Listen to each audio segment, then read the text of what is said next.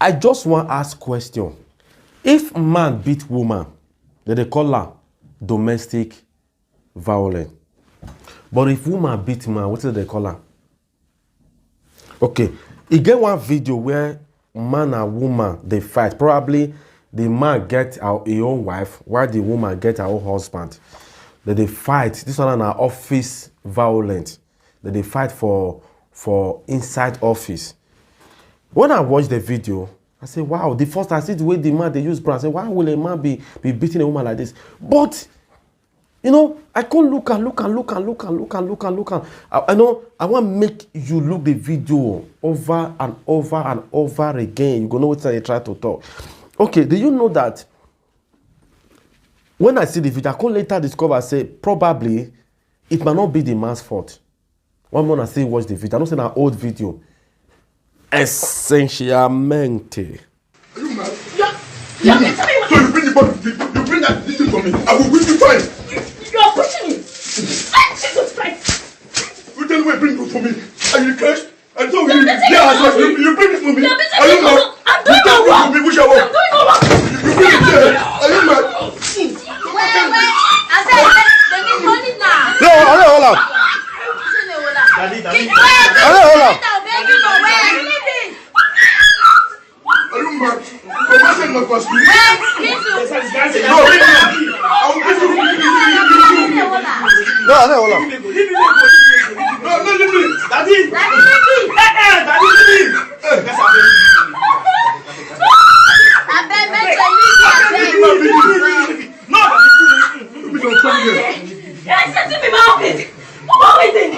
did I do?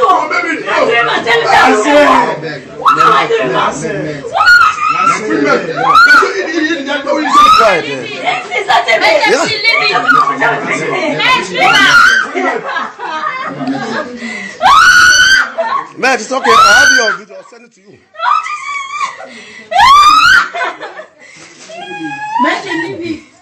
Just because to avoid domestic violence or office violence or government violence, the man will come, leave a chick, make the woman slap her.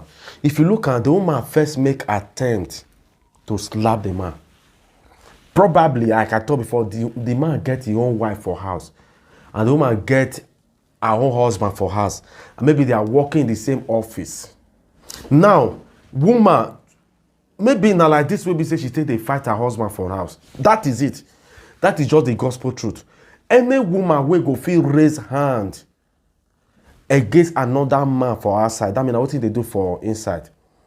Any man will go feel raise hand for another woman outside. That means what they do for inside. Okay, now just imagine now that they talk. The woman wife won't slap and the man protect himself. And even as they talk now, the woman want carry broom. Not the man collect the broom for the woman. No, take wipe. And then the woman carry chair, one break the man head. No, imagine. So because to avoid domestic violence, the man will come allow the woman break her head. Maybe many news will come stay carry, Agbons will come carry her. No, those other mock me will carry her. In the process of fighting, the woman carry chair and break the man head. And the man fall down, the man see himself in heaven or fire. Sometimes, women, I know say this matter is complicated, but nobody know how the conversation takes start when it leads to fight. But women, you must not be prompt to raise hand on man. Some women, they will be say if the man just they talk to them, they will first. Women, they are good at slapping. They want to slap their husband. Am I the one you are talking to? Who is that woman? The thing will call echo. They don't go talk. Now the woman, wait, the man will not say get some slap. Man will just like pie. Just to pie. That one, that pie. It go reach Africa. It go reach Asia. It go reach Europe. It go reach America. It go reach everywhere. Say the man slap the wife. The man slap woman. But woman slap man. That one, they'll come to say, that man is so gentle. The man is good, he's a good man. He's a good man. Make the man allow the woman carry chair. He's a good man. I will take go. Or Oh, shall. Please, women, may we try, may we not the too they fast to carry something, not to knock people. You know, it gets something where we say, I'm supposed to say, make I even talk. But no. You understand? I'm not supposed to talk because of time. And people, they talk. The man, they beat too much. I don't know what happened. I don't know what happened. No be, you know, before we conclude, at least we should know the genesis. The genesis of that story. Know the middle before we can read the end. Before we judge. That woman was totally wrong. I don't know what happened. But there are many ways where people say you feel avoid. If the man be like that, there's many ways people say you feel avoid that. Some women they will be say if they open their mouth, they can cause another woman, husband. Just like me now, yes, like me now. I can never be alive and I hear my wife open her mouth, insult another man. They're not born away. I know why I say so. She will not try it. She has never tried it. Say she go open her mouth, insult another. Yeah, but it's not right. She might be free, to insult her husband. Or quarrel they come. But say another man, another woman, husband, you go outside or you go to insult the person or carry phone to insult the person. But some women, they can insult and their husband go even they clap for them. Husband, try. Not be only children that they train. Also try to train your wives. I'm telling you. Otherwise, they will bring shame to you. Before I go, okay, now, just listen now. This thing happened for Uselu. I know Uselu were for Benin, Edo State, Nigeria.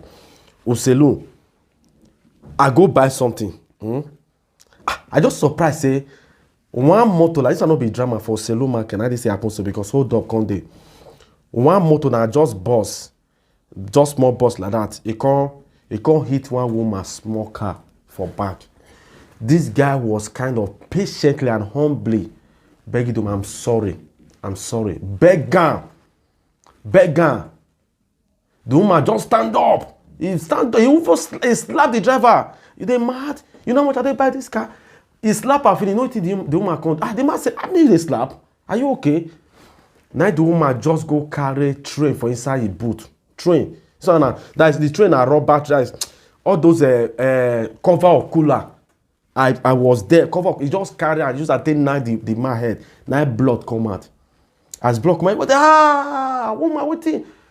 As the man match out, now the woman say the man wear army trouser. This man was kind of humble. Just imagine, army. When the woman see the trouser, you know what the woman do? The woman quickly run, leave a key for inside motor. This man carry phone call Ashanti Barrack. That barrack we just and barrack the opposite where they fight. Una we come from Edo, not how they talk now. Now so I mean, with the way to most what happen. Now so I mean take on to toy that motor. Now who go suffer and the husband? Because they go trace. Yeah, it's either they call other female to beat up the woman or they beat the husband. With some women, they will be some wives, they will be say they go outside, carry trouble, come meet their husband for inside, just because they are women. Because they say they beat them. Just imagine that trouble that time, 2015. I was there. So, husband, at least wanna try, wanna still inculcate this home train, not be only for children, on your wives. Train your wives not to they put man for another husband. Another wife, husband, matter. Very wrong. Someday now they will just come, somebody post now. Married women, they write nonsense. And you date their husband, you they watch. Someday now, they will just carry stand, they talk, they insult. You did there, you they watch. Even to say another man send you your message, delete or block the person. You know, some will just call. You are this. No. I don't deal with my wife. Men go they call or go they send message. You understand? Men go dey send message. My wife not go want to say, come dey call you. No, what you go do? Please don't send me this message again. The person will still send that. He go block her. Finish. Matter go. Today, that respect, me myself, they give her to my wife. Yeah, I dey give her that respect. You can never hear her insult and not a man. She get that respect. God put her inside her. I don't feel to say I train her for that one, but I still join. Still do the same thing. You understand? Why? Because you know, if they where I did, you can't insult somebody like me. Very wrong.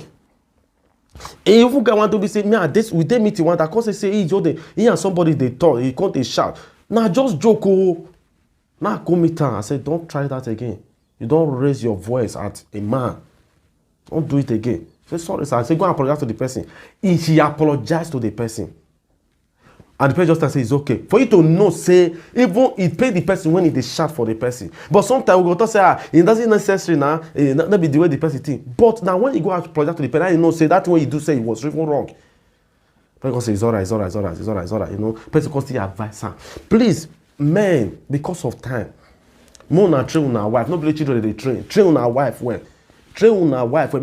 May they not go outside, go carry trouble, come meet you for inside. Because just imagine woman beat army for outside. Who wants to suffer? And the husband. And the husband. Woman carry broom. Why is that take wipe as if na winch? Even though say that your husband. You carry stick. Some day now they will carry knife. They say they want choke. I not too guilty. I want to talk. I bet. Mona look and where. The man was it wrong. The woman was wrong at initial stage. Mona train her wife and just waiting. I want to talk with this one. I beg Mona follow me on Instagram, Facebook, Twitter, YouTube. Agbons TV. Mona subscribe, and God will bless you all.